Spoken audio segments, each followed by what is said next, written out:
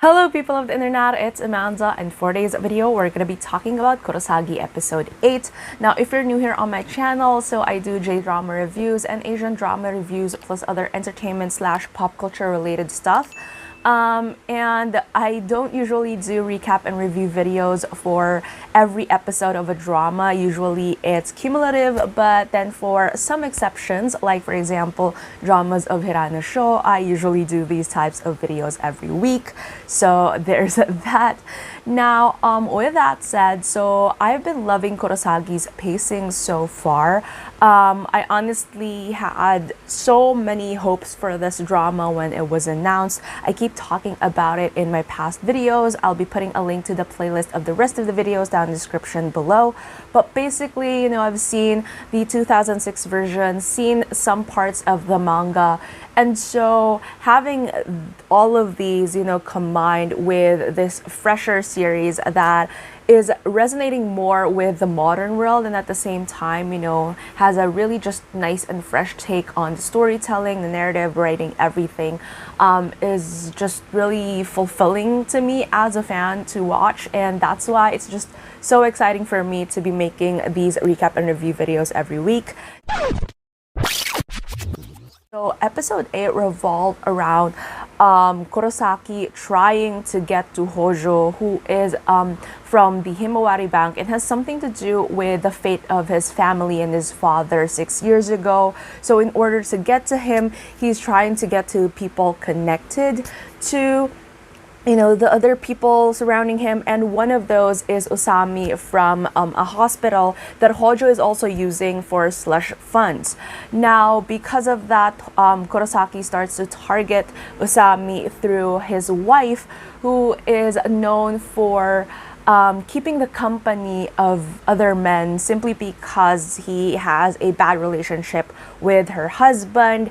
And she's also, she's not a bad person. Reika-san isn't a bad person, but, Kurosaki has had to do what he had to do, and he tried to play a different side to him, not just a Kurosagi, which is basically swindling other swindlers, but transforming into an akasagi for this particular episode. Now, an akasagi is basically a swindler who uses emotions and relationships to manipulate someone, and that's basically like the initial part of the relationship that Kurosaki tried to establish with Reika-san.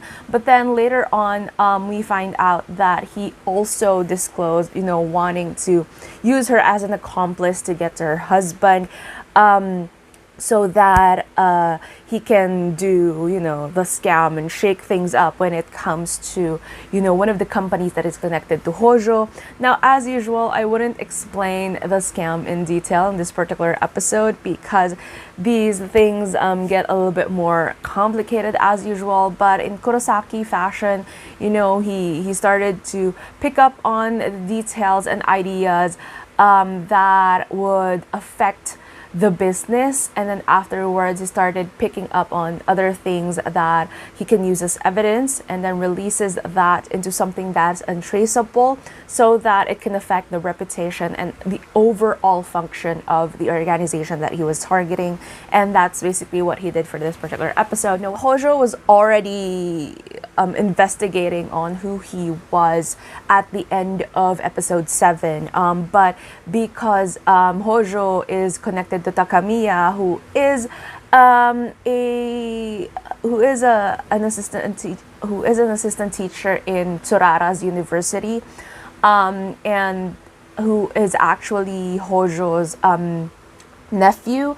When he went to Hojo's office and saw the photos of Kurosaki from the CCTV, he kind of recognized him, went to confront him, and he sort of tried to threaten him a little bit. I like that they didn't. Initially I thought that they were gonna do the whole Takamiya Tsurara Kurosaki thing as a love triangle, just to add another layer of, another subplot to the narrative. But it's interesting that they made it so that it wasn't entirely about Tsurara, but rather the idea of the influence of Tsurara when it comes to the influence of Kurosaki when it comes to Tsurara's thinking, and how Takamiya has this like weird, twisted way of very straight and idealistic type of justice, to the point that it's too extreme, that he views Kurosaki as this vile creature and presence. And it's just interesting like how that dynamic went out when they had their conversation. Like obviously Takamiya was trying to taunt Kurosaki, but Kurosaki's tone, he tried to keep his cool, but it's obvious that there's some sort of like condescendingness to the way that he was approaching Takamiya as well. But later on, Takamiya took a photo of Kurosaki, and therefore they were able to like use that to get like bigger information about him, and to connect that to Hojo as well. And again, going back to Hojo and his relationship with Katsuragi. So obviously after Kurosaki dealt with Usami in the hospital, Hojo talked to Katsuragi, and Katsuragi also, things are getting a little bit darker already, because initially Katsuragi earlier on into the episode told Kurosaki that he has a job for him in Hokkaido, and then Kurosaki didn't go because he's dealing with this thing with Usami, and then obviously like he was deliberately trying to trick Katsuragi, saying that he was in Hokkaido, but then Katsuragi, obviously being who he is, knows that Kurosaki is going rogue. So things are just getting even more complicated. Another thing is that Tsurara almost gets to the bottom of things. She's been seen going back and forth to Katsura because of her part-time job, but now she deliberately went there with Yukari, disclosed a little bit more information that gave away something in terms of Kurosaki, that added some fuel to the fire of Katsuragi's suspicions. And also, like, Kashina also warned Tsurara as to the people that she's getting more and more involved in. And yeah, like, and because of that, it compelled Tsurara to talk to Kurosaki, to confront him about learning about all these things, and that she finally let him know about not exactly romantic feelings, but then she said, and this part resonated so much, she said that she understands that Kurosaki told her that they live in different worlds. Like, it's been established in so many different episodes, including this one, where Kurosaki was trying so hard to drive her away, especially since she's really coming close into this dangerous world that he has. And so she told him that she understands that now, that they do live in different worlds, but even if that's the case, if Kurosaki was happy, then she would be fine with it. But if he wasn't, then she couldn't just give up on him and give up on helping him or getting to him in a way, because the reason why Kurosaki was driven to that other world in the first place was because there wasn't someone in her world that could save him. That was just that was such a beautiful line that was put there in the writers, and I couldn't thank them enough for that line. Tsurara has been given a lot of really good lines in this series, like initially when she told Kurosaki that he wasn't alone, and that there's someone waiting for him to come back every single time, and those kinds of things, like again, it's very aligned to Tsukiyomi's lyrics, where Tsukiyomi keeps on talking about not wanting this kind of love, this kind of connection and everything like that, because this unshakable relationship that he's developing over this other person is kind of like he's not available to be able to reciprocate that. And I absolutely love how, while Tsurara was saying that, Tsukiyomi was playing in the background, and it seems like it got to Kurosaki because he was going to reply to her, but just at the moment that he was about to say his response, someone rang the doorbell, and apparently it was the police arresting him because of tax evasion. And it's so obvious that given the power play that was happening in this particular episode, it has something to do with Himawari Bank and Hojo. So quite interesting how this entire thing will play out next episode. Some of the highlights for me would definitely be, again, this like subtle battle so far that's happening between Katsuragi and Kurosaki. Sho's disguise for this one as an akasagi is just really interesting, because he drove a really cool car. He was dressing up in this very like flashy outfit, which was really nice to see.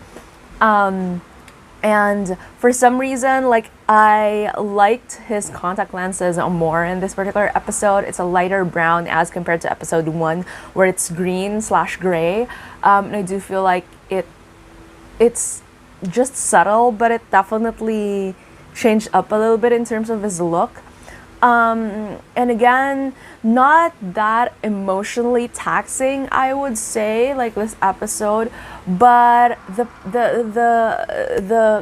the things that are happening is definitely adding momentum to the last 2 episodes, which I really like. And again, I think this is the reason why I love this series, is because even if like some of the episodes, it's not as emotionally heavy every single time, but it's still interesting. It adds to like the bigger picture of the story every single time. And hopefully, like, the last 2 episodes wouldn't be as convoluted, because so far I love how the treatment of the episodes are, and like it's just really nice and interesting, and I can't wait to see how it goes down. It seems like next episode is there's gonna be more highlight when it comes to Tsurara and Kurosaki, but given that as well, it'll have like an emotional impact for sure, as well as a more thrilling aspect to it, especially when it comes to what will happen, just generally, because Kurosaki is gonna throw everything away in order to take Hojo down, and yeah. So with that said, so tell me down in the comments below, what are your thoughts on this particular episode? Do you like it? Did not like it?